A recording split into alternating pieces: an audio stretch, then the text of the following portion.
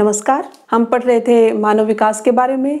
पिछले वीडियो में आपने देखा कि मानव विकास क्या है, मानव विकास की अवधारणा क्या है, मानव विकास के उद्देश्य क्या हैं। उसी श्रृंखला को आगे बढ़ाते हुए आज हम जानेंगे मानव विकास के 4 स्तंभों के बारे में, यानी 4 पिलर्स ऑफ ह्यूमन डेवलपमेंट। जैसे कि हम किसी इमारत का निर्माण करते हैं, कोई भवन बनाते हैं, तो उसके लिए उसकी नींव के साथ साथ हम क्या करते हैं, कुछ पिलर्स खड़े करते हैं ताकि नींव मजबूत रहे और हमारा मकान जो है या हमारी इमारत है वो मजबूती के साथ उस स्थान पर सालों साल खड़ी रहे। इसी प्रकार से किसी भी देश के अंदर मानव विकास हमेशा बना रहे, वो और आगे अग्रसर हो, मानव विकास में और ज़्यादा वृद्धि हो, तो उसके लिए मानव विकास के भी 4 पिलर बताए गए हैं, 4 स्तंभ बताए गए हैं। अगर चारों स्तंभ सही तरीके से खड़े रहेंगे तो उस देश में मानव विकास होगा। लेकिन कोई भी स्तंभ, चारों में से एक भी स्तंभ अगर कम हो जाता है या एक भी स्तंभ गिर जाता है तो वहां पर मानव विकास में भी कमी आएगी। और वो 4 स्तंभ कौन से हैं, ये देखिए। ये मानव विकास की इमारत जिसको खड़ा किया गया है 4 पिलर यानी 4 स्तंभों के ऊपर। पहला है समता यानी इक्विटी, दूसरा स्तंभ है सतत पोषणीयता यानी सस्टेनेबिलिटी, नंबर 3 है उत्पादकता यानी प्रोडक्टिविटी, और नंबर 4 है सशक्तिकरण यानी एम्पावरमेंट। ये 4 स्तंभ हैं। किसी भी देश में मानव विकास को अगर बनाए रखना है तो इन चारों स्तंभों की आवश्यकता पड़ेगी।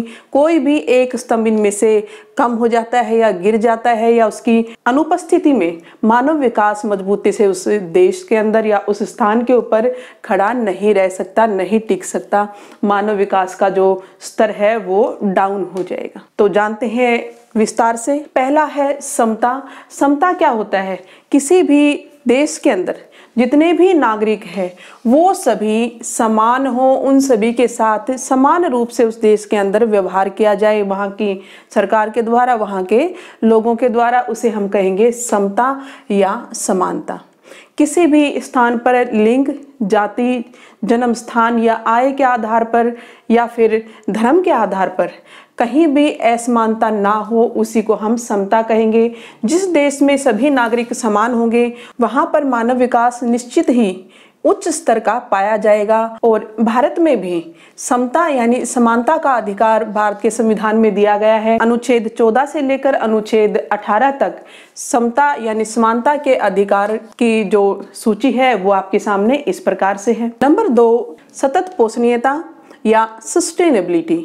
सतत क्या होता है? लगातार यानी निरंतर कोई चीज चलती रहती है। पोषणीयता भरण पोषण करना, तो किसी भी स्थान पर जो जनसंख्या है उसका भरण पोषण हमेशा होता रहे, लगातार होता रहे, यही उद्देश्य है सतत पोषणीयता का। लेकिन इसके लिए कुछ कदम उठाने पड़ेंगे। कैसे? कि आज वर्तमान समय में हम जितनी भी चीज़ों का प्रयोग कर रहे हैं तो वो ज़रूरत से ज़्यादा कर रहे हैं। चाहे वो पर्यावरण की बात हो तो हम पर्यावरण का इतना ज़्यादा प्रयोग कर रहे हैं कि उसको प्रदूषित करते जा रहे हैं। दूसरा, खनिज संसाधन जितने हमारे पास हैं उन सब का भी हम ज़रूरत से ज़्यादा दोहन कर रहे हैं। खनिज जो कि पृथ्वी के भूगर्भ से हमें प्राप्त होते हैं और करोड़ों वर्षों में बनते हैं। कई जो खनिज हैं वो तो ऐसे हैं जो पृथ्वी बनी थी उसी समय बने थे।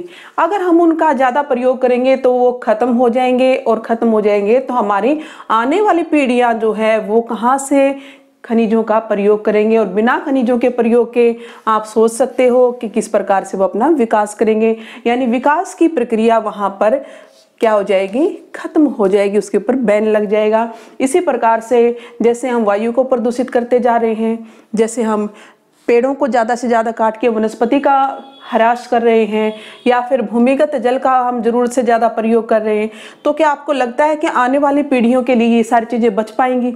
अगर ये नहीं बचती हैं तो आने वाली पीढ़ियां अपना विकास कैसे करेंगी और मानव विकास तब नहीं हो पाएगा। इसलिए ज़रूरत है कि हम सतत पोषणीयता को अपनाएं।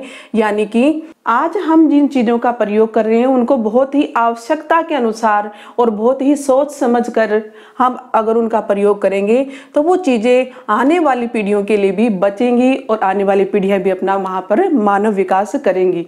इसका अर्थ है कि जिस देश में सतत पोषणीयता का प्रयोग होता है वहां पर मानव विकास वर्तमान में भी है और भविष्य में भी बना रहेगा।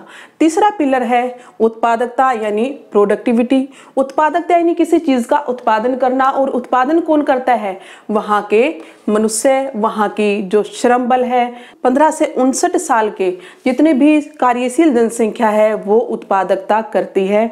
लेकिन उत्पादक कौन होगा? 15 से 59 साल का भी वह व्यक्ति उत्पादन कर पाएगा जो शिक्षित होगा, जो स्वस्थ होगा और जिसको किसी न किसी वस्तु का उत्पादन करने की कला का पता होगा। ये तीनों चीजें जहां पर होंगी वहां के जो जनसंख्या या वहां का जो श्रम बल है वो ज्यादा से ज्यादा उत्पादकता कर पाएगा, उत्पादन कर पाएगा। और उत्पादन से ही किसी देश का विकास होता है। जितना ज्यादा किसी देश के अंदर उत्पादन होगा उतना ही वहां के लोगों को रोजगार मिलेगा, वहां के लोग उतने ही सक्षम होंगे और इस प्रकार से वहां पर मानव विकास होगा। मानव विकास का चौथा जो स्तंभ है या पिलर है वह है सशक्तिकरण यानी एम्पावरमेंट। सशक्तिकरण का अर्थ है अपने विकल्पों को चुनने में सक्षम होना। और सक्षम व्यक्ति कब हो सकता है? जब वहाँ की सरकार लोगों के कल्याणकारी या लोगों को सक्षम बनाने की नीतियां उस देश में चलाए, तो वहाँ की जो जनसंख्या है, वहाँ के लोग हैं, वो सशक्त होंगे। समाज के अंदर सबसे ज्यादा कमजोर वर्ग दो ही होते हैं। नंबर 1 है महिलाएं और नंबर 2 है सामाजिक रूप से पिछड़ा हुआ वर्ग। यह भारत के अनुसार है। तो दोनों को ही सक्षम बनाना प्रमुख लक्ष्य है सरकार का। और इसीलिए नीति आयोग ने, जो योजना आयोग का नाम बदलकर ही वर्तमान समय में नीति आयोग रखा हुआ है, और नीति आयोग ने एक नई परियोजना चलाई है कि मानव विकास असमानता समाप्ति की ओर। और यह केंद्र सरकार तथा राज्य सरकारें मिलकर इसके ऊपर काम कर रही हैं और लोगों को, खासकर महिलाओं को और सामाजिक रूप से पिछड़े हुए लोगों को सशक्त बनाने की कोशिश कर रही हैं। सशक्त बनाने के लिए सबसे महत्वपूर्ण जो तकनीक है वह है शिक्षा। शिक्षा के द्वारा ही किसी व्यक्ति को सशक्त बनाया जा सकता है। आप देखोगे कि यह हमारा शिक्षा का पिरामिड है, जो कि प्राथमिक शिक्षा से लेकर और सेकेंडरी तक या उच्च माध्यमिक शिक्षा तक इस प्रकार से सिकुड़ता हुआ जाता है। इसका अर्थ क्या है कि पहली से 5वीं तक के बच्चों की संख्या अधिक है, लेकिन जैसे जैसे हम आगे क्लासेस में जाते हैं तो आप देखते हो कि संख्या घटती जाती है। और इस दौरान बहुत सारे बच्चे शिक्षा को छोड़ देते हैं और उन्हें क्या कहा जाता है? ड्रॉप आउट्स बच्चे कौन से होते हैं? इसमें ज्यादा संख्या आप देखोगे तो 2 ही वर्गों की आपको मिलेगी, या तो सामाजिक रूप से पिछड़े हुए बच्चों की जो बहुत ज्यादा गरीब हैं, तथा दूसरी है लड़कियों की। ये दोनों ही वर्ग क्यों छोड़ते हैं? ये क्या आपने इनके पीछे कारणों को जानने की कोशिश की है? नंबर 1, जो गरीब और सामाजिक रूप से पिछड़े हुए हैं उनमें जागरूकता की कमी है, या पैसे के अभाव में, या फिर श्रम करने के लिए, और इसी प्रकार से लड़कियां भी शिक्षा को छोड़ देती हैं। 2-3 कारण है इसके पीछे। एक तो जागरूकता की कमी है, दूसरा हमारा समाज क्या मानता है कि लड़कियां पढ़कर क्या करेंगी, तीसरा जल्दी या छोटी उम्र में उनकी शादी कर दी जाती है या शिक्षा अधूरी रह जाती है उनकी, और इसी कारण से हमारा जो पिरामिड है वो ऊपर संकीर्ण होता जाता है। लेकिन क्या आपने कभी सोचा है कि लड़कियों की शिक्षा बचपन में ही छोड़ देने से आगे आने वाले जीवन में उनकी स्थिति कैसी होगी? वह शादी के बाद एक घरेलू नौकर की तरह ही बनकर रह जाएगी अपनी लाइफ में, और बहुत सारी समस्याएं उनको फेस करनी पड़ती हैं, और उसके जिम्मेवार होते हैं उसके माँ बाप, उनके पेरेंट्स। तो जरूरत है कि लड़कियों की ज़्यादा से ज़्यादा शिक्षा पर जोर दिया जाए, और इसी प्रकार से जिस देश की सरकार वहाँ पर शिक्षा को बढ़ावा देगी और वहाँ पर सामाजिक रूप से पिछड़े हुए लोगों को और महिलाओं को सशक्त बनाएगी, वहाँ पर भी मानव विकास होगा। तो ये चारों थे मानव विकास के 4 स्तंभ: समता, सतत पोषणीयता, उत्पादकता और सशक्तिकरण। इसी प्रकार से अगले वीडियो में हम जानेंगे मानव विकास के 4 उपागमों के बारे में। तो बने रहिए हमारे साथ, हमारे चैनल ज्योग्राफी द कॉस्मोस में।